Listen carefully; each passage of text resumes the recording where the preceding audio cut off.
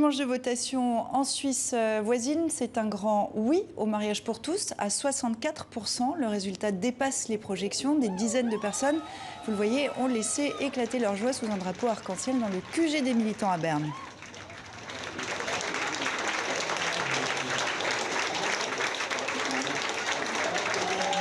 La Suisse rejoint ainsi la majorité des pays d'Europe occidentale à autoriser le mariage entre personnes du même sexe. Michel Cerutti, bonsoir. Le résultat est net. Il arrive après une campagne disputée qui a connu même des dérapages.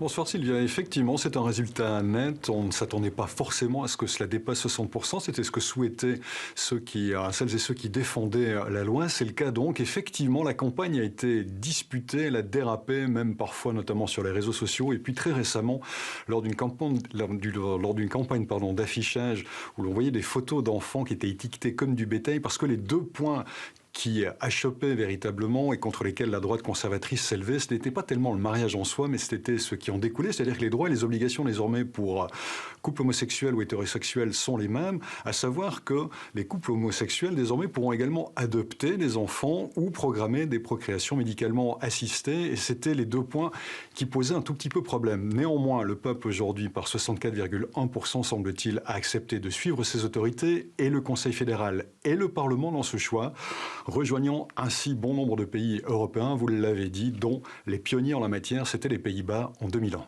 Merci beaucoup Michel pour cette analyse sur ce résultat de votation depuis Genève.